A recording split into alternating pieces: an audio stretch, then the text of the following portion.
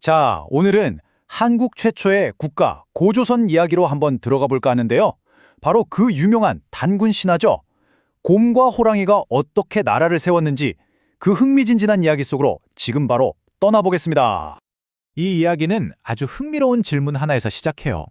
왜 하필 곰은 사람이 됐는데 용맹함의 상징인 호랑이는 실패했을까요?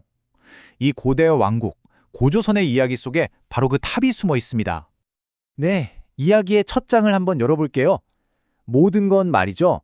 인간이 되고 싶다는 두 동물의 간절한 소원, 바로 거기서부터 시작됩니다. 수천 년 동안이나 우리 마음을 사로잡았던 이 신화의 시작은 참 단순하면서도 강력합니다. 어두운 동굴 안에서 두 존재가 인간이 되기를 정말 간절하게 바라고 있었던 거죠. 자, 이제 이야기의 두 번째 장으로 넘어가 보죠. 이 간절했던 소원이 이제는 인내와 신령을 시험하는 일종의 신성한 과제로 바뀌게 됩니다. 과연 누가 선택받게 될까요? 이게 바로 하늘신의 아들 환웅이 내린 시험이었습니다. 인간 세상을 다스리기 위해 내려온 존재가 낸 과제였죠. 이건 단순히 배고픔을 참는 걸 넘어서 어둠과 고독 속에서 자기 자신을 증명해야 하는 그런 영적인 시련이었던 거예요. 바로 이 지점에서 두 동물의 운명이 완전히 갈리게 돼요. 이건 힘의 대결이 아니었거든요. 인내와 믿음에 대한 시험이었던 거죠.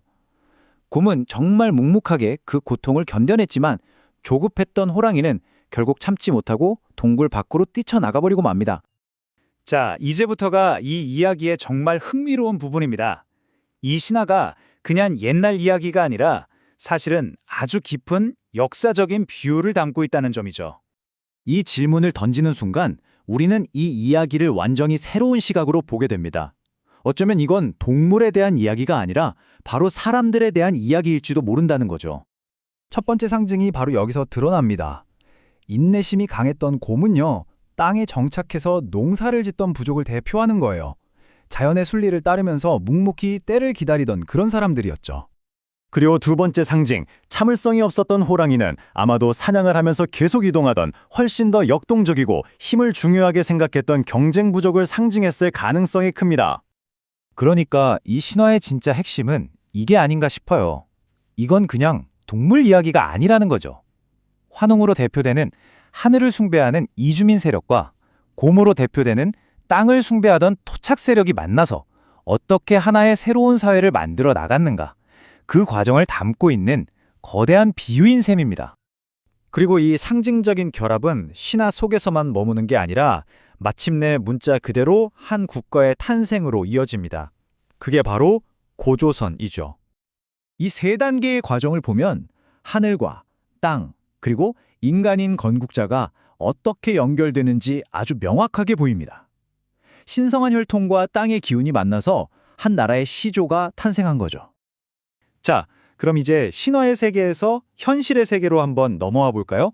이 이야기에서 탄생한 나라가 실제로는 과연 어떤 모습이었을지 한번 살펴보겠습니다. 이 점이 정말 중요합니다. 단군 신화가 물론 환상적인 이야기이긴 하지만 그 뿌리는 실제 했던 문명에 깊이 닿아 있다는 사실 말이죠. 고조선이 얼마나 체계적인 사회였는지를 보여주는 팔조법의 일부인데요. 이걸 보면 단순한 원시 부족 사회가 아니라 명확한 법률 체계를 통해서 사회 질서를 유지했다는 걸 알 수 있습니다. 이 법 조항들을 하나하나 뜯어보면 당시 사회의 가치관이나 구조를 엿볼 수가 있어요. 생명의 가치, 또 곡물로 배상했다는 점에서 농업 중심 경제였다는 것, 그리고 사유재산과 계급의 존재까지. 고조선은 꽤 복잡하고 체계적인 사회였던 겁니다. 바로 이게 오늘 우리가 살펴본 내용의 가장 중요한 포인트라고 할 수 있겠습니다. 곰과 호랑이의 이야기는 그냥 재미있는 옛날 이야기가 아니라 여러 부족이 하나로 합쳐지고 국가가 형성되는 그 거대한 역사적 과정을 담아낸 일종의 암호화된 역사책인 셈이죠. 자, 마지막으로 이 질문을 한번 던져보고 싶어요. 대체 하나의 신화가 어떻게 한 민족 전체의 정체성이 될 수 있었을까요? 곰의 인내, 그리고 하늘의 지혜가 만나 세워진 나라. 이 이야기가 수천 년이라는 시간을 뛰어넘어서 어떻게 지금까지도 우리의 뿌리로 남아있는 걸까요? 정말 이야기가 가진 힘이라는 게 대단하지 않나요?